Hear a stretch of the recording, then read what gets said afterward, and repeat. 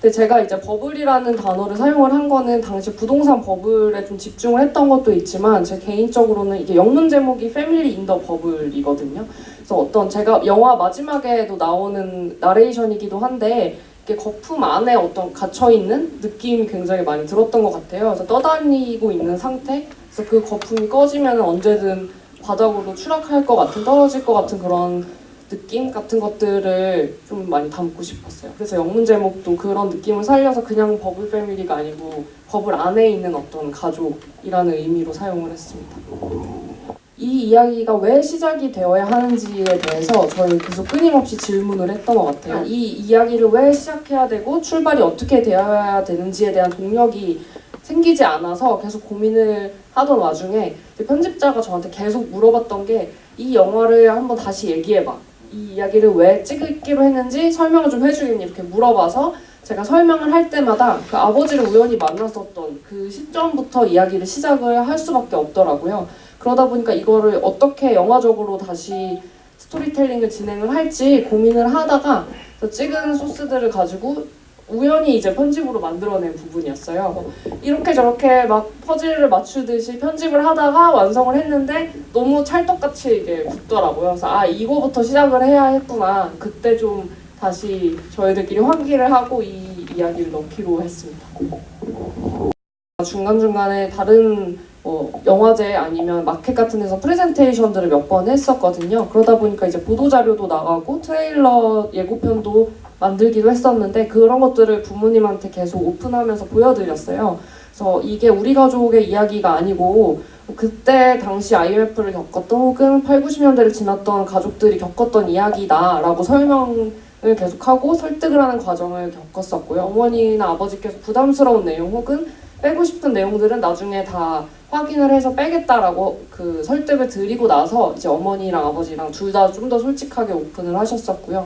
어머니께서는 제가 전주영화제 작년에 처음 프리미어 상영을 했었는데 그때 같이 보러 오셔서 GV를 진행도 같이 하셨었거든요. 근데 이제 관객분들 중에 나중에 끝나고 어머니 이렇게 손을 붙잡고서는 우시면서 너무 감사하다고 자기도 똑같은 경험을 했는데 어머니께서 너무 용기를 내주셔서 감사하다고 말씀하시는 걸 듣고 그래서 어머니께서도 그때 뭔가 어머니 말씀으로는 카타르시스를 느꼈다. 그리고 GV 때도 좀 되게 울컥했었던 내용 중에 하나는 아버지께서 직접 영화를 보시고 나서 따님한테 혹시 하고 싶으신 말씀이 있냐라고 그 사회자분이 질문을 하셨었는데 그 딸이 이런 내용들을 다 이해할 수 없는 부분이기 때문에 뭐 이제 다 안다라고도 말하지 않고 그리고 돌려서 엄마 아빠 너무 상처받지 않게 말하지 않고 이거를 하고 싶은 말을 그냥 직선적으로 한 것 같아서 그 부분이 되게 자랑스럽다라고 하셔서 약간 관객분들도 좀 눈물을 다 글썽이셨었거든요. 저도 그때서야 약간 그 전까지는 그냥 영화를 다 찍었다 이런 느낌이었는데 씨랑 그때 이야기를 나누고 나서 그날 밤에 좀 되게 많이 울었어요. 그러니까 그때서야 뭔가 영화가 되게 끝났다는 느낌이 들었고 하지 못했던 이야기들을 다 어쨌든 영화를 통해서 했던 느낌이 들어서 그때 좀 많이 속상하고 뭔가 이제 다 하나가 끝났다라는 느낌을 좀 많이 받았던 것 같아요. 사실은 어떻게 보면은 어머니가 기록하셨던 것들이 저한테 되게 큰 영향을 많이 미쳤었던 것 같아요. 어린 시절부터. 그래서 그 맨 처음에 어머니를 이제 소개하는 나레이션과 함께 어머니가 이렇게 동요를 부르고 계신 장면이 나오는데 그것도 제가 찍은 거더라고요. 그때 2살인가 그랬는데 어머니가 카메라를 주셔서 제가 그걸 찍었더라고요.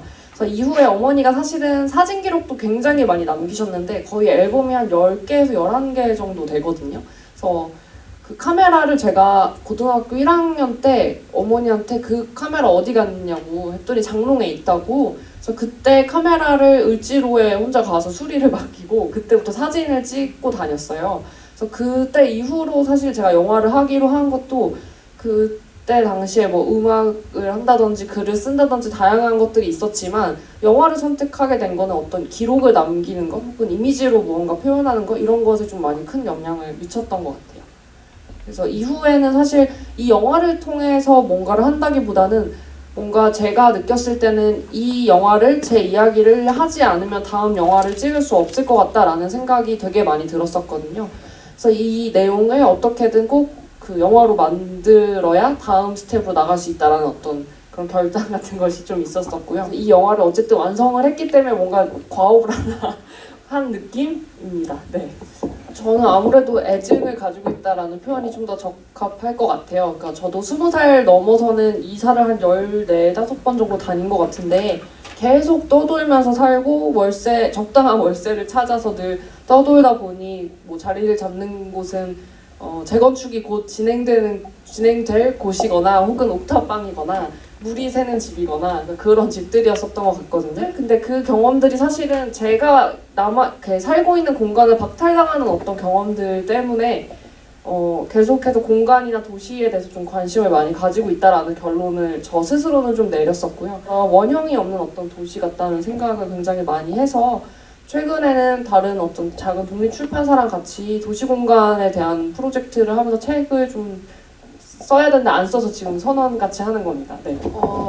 되게 오랫동안 사실 개봉을 좀 기다렸었는데 그 배급사 무브먼트라는 독립영화 배급사랑 같이 지금 개봉 준비를 하게 되세요. 올해 하반기에 개봉을 할 것 같아요.